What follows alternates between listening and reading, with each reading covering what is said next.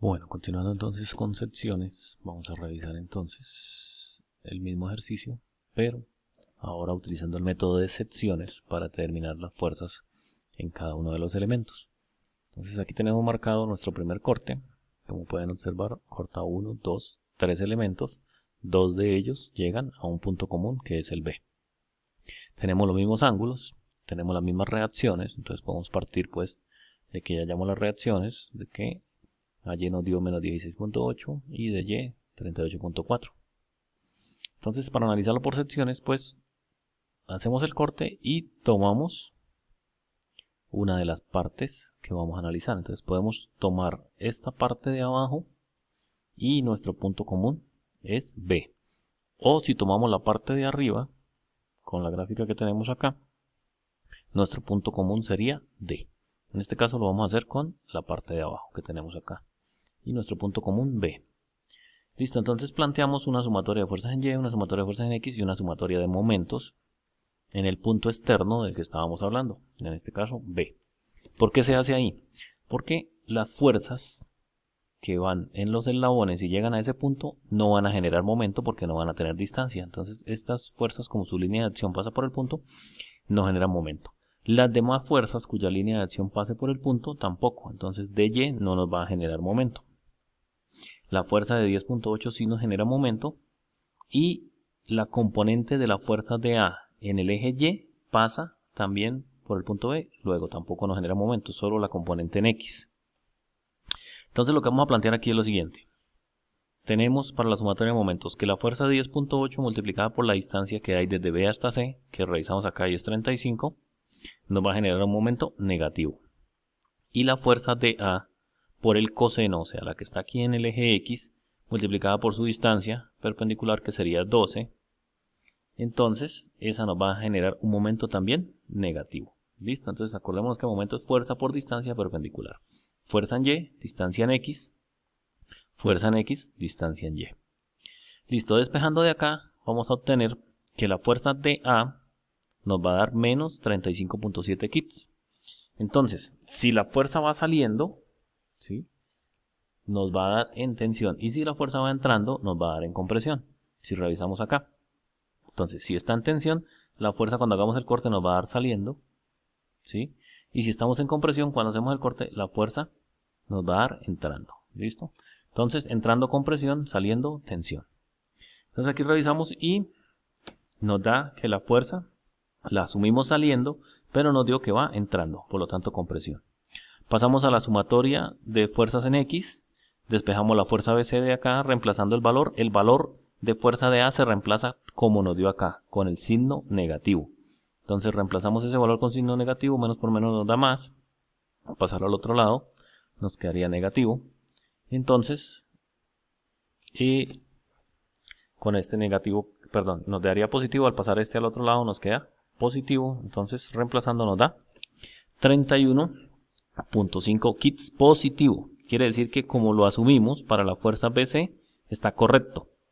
Entonces, la fuerza BC esta, para la fuerza BC va saliendo. Quiere decir que esa está en tensión, como está acá señalada.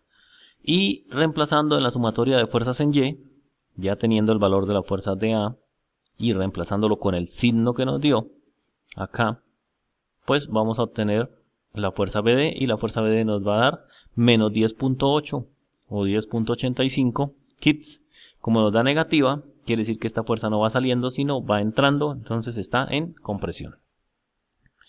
Hacemos ahora el corte en esta dirección, cortamos el AB, cortamos el BD y cortamos el DC.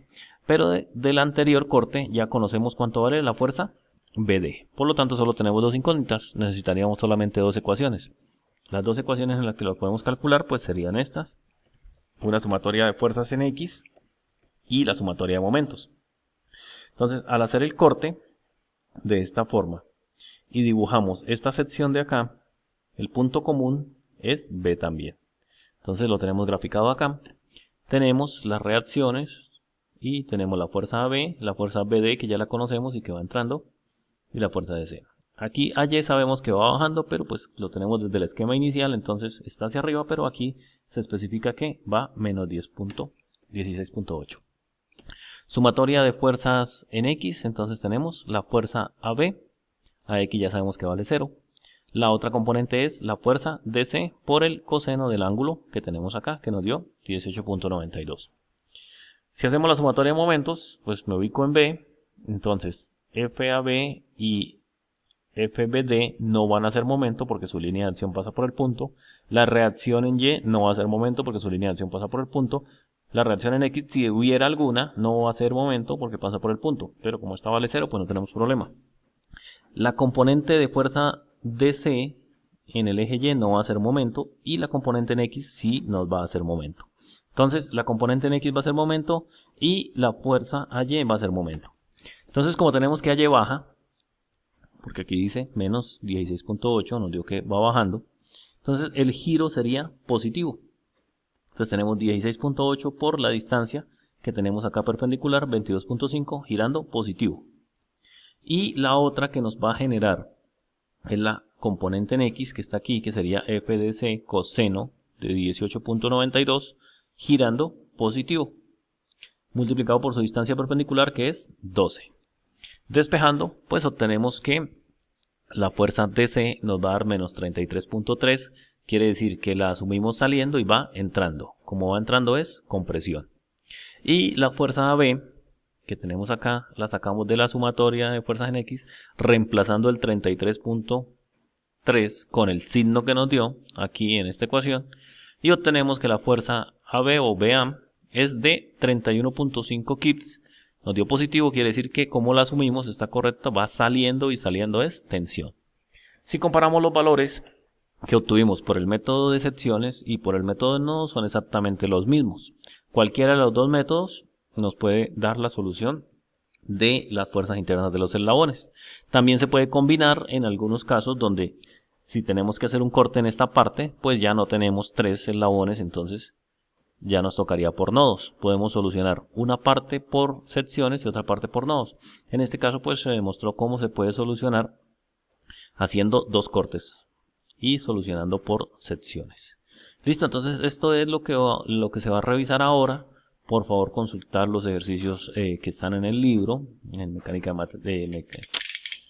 en la estática de Beer o la estática de Hibbeler, y revisar los ejercicios que hay resueltos en la parte de análisis de estructuras para revisarlos, entenderlos y trabajar con algunos ejercicios propuestos. Igual se va a dejar un ejercicio de refuerzo para que revisemos, pero por favor consultar, revisar muy bien los métodos y cualquier duda, cualquier inquietud, entonces por favor darla a conocer. Bueno.